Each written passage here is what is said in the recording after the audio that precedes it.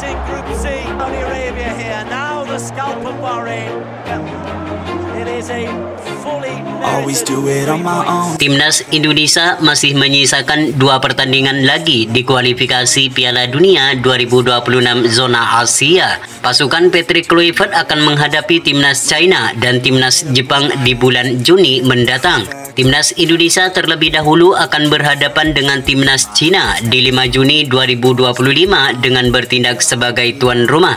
Menghadapi Timnas China yang saat ini berada di dasar klasemen dengan raihan 6 poin, membuat Timnas Indonesia harus ekstra waspada mengingat Timnas China berupaya bangkit usai menelan 2 kali kekalahan beruntun di 2 laga terakhirnya.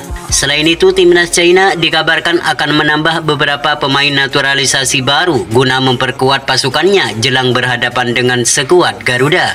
Maka dari itu, Patrick Kluivert selaku pelatih Timnas Indonesia harus benar-benar jeli di dalam memilih pemain, siapa yang pantas menjadi pilihan utama dan siapa yang pantas menjadi cadangan. Beberapa kesalahan yang dilakukan di laga-laga sebelumnya harus segera dievaluasi agar bisa lebih fokus untuk menghadapi Timnas China ini. Untuk menyambut 2 laga penting tersebut, PSSI dikabarkan akan menambah beberapa pemain naturalisasi baru. Nama Emiliano Jonathan dan Tristan Guejer menjadi kandidat kuat untuk segera diproses sebagai pemain baru skuad Merah Putih. Tentu dengan hadirnya pemain baru ini akan membuat kedalaman Timnas Indonesia semakin kuat di semua lini. Lantas seperti apakah Patrick Kluivert meracik strateginya jika Tristan Guejer dan Emiliano Jonathan bergabung dengan skuad Garuda? Dan berikut ini merupakan potensial line up mengerikan Timnas Indonesia versus Timnas China di matchday ke-9 ron ketiga kualifikasi Piala Dunia 2026 zona Asia.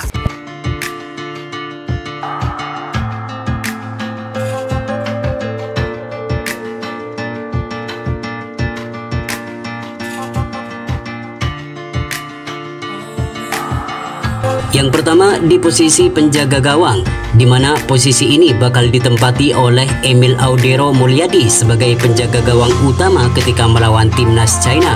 Martin Paes dipastikan bakal absen saat Timnas Indonesia melawan China karena akumulasi kartu kuning. Ini akan menjadi kesempatan bagi Emil Audero untuk menjalani debutnya bersama Timnas Indonesia. Soal kualitas, Emil Audero juga tidak kalah mentereng dari Martin Paes. Pengalamannya bermain di kompetisi benua Eropa akan menjadi pengalaman berharga untuk dibuktikan ketika melawan China di hadapan ribuan supporter Timnas Indonesia. Selain mempunyai refleks yang sangat baik, Emil Audero juga mempunyai ketenangan dalam mengantisipasi berbagai tendangan keras dari lawan. Dengan absennya Martin Paes, maka bisa dipastikan Patrick Kluivert akan memasang Emil Audero sebagai penjaga gawang utama melawan China di 5 Juni mendatang. Sementara untuk di sektor lini pertahanan, Emil Audero bakal dikawal 3 bek sejajar, yakni Rizky Ridho, Justin Hubner, dan Jaitzes. Rizky Ridho kembali menjadi starter saat melawan Bahrain kemarin. Penampilannya sangat baik dan tidak kenal menyerah dalam menjaga pertahanan.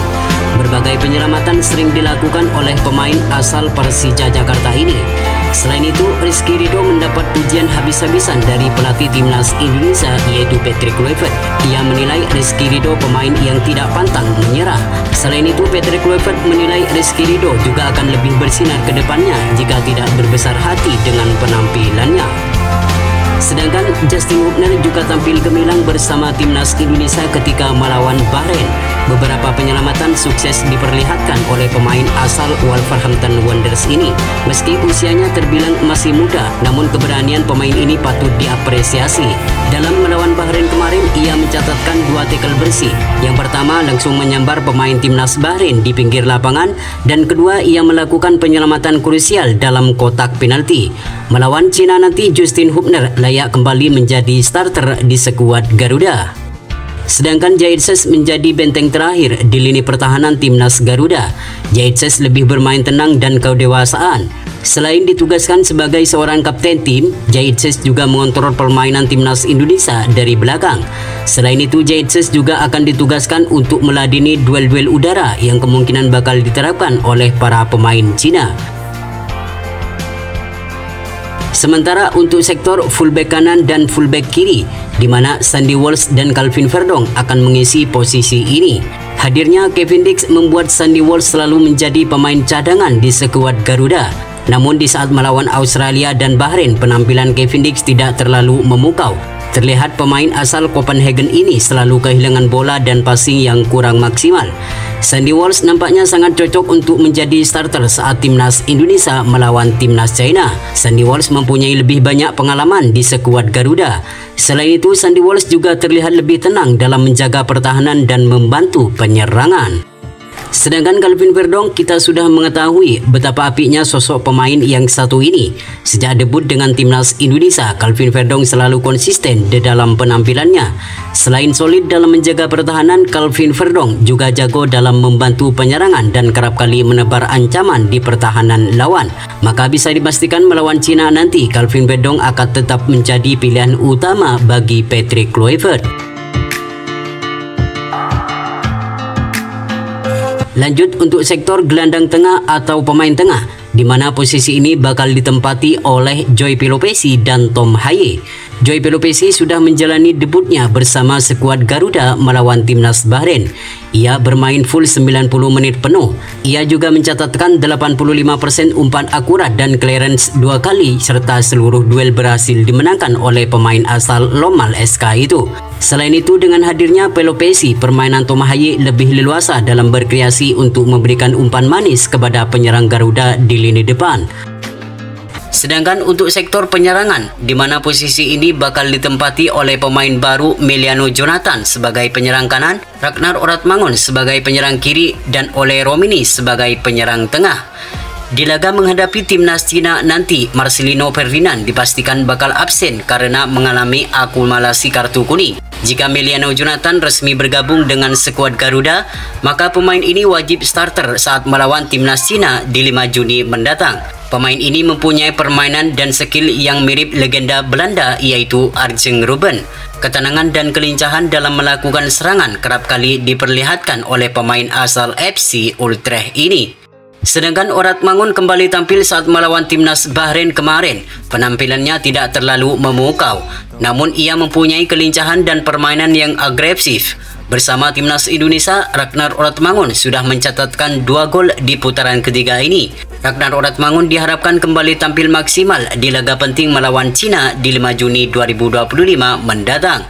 Sedangkan Ole Romini akan menjadi ujung tombak di lini depan skuad Garuda. Ia akan disokong Meliano Jonathan dan Ragnar Oratmangun di sisi kanan kiri.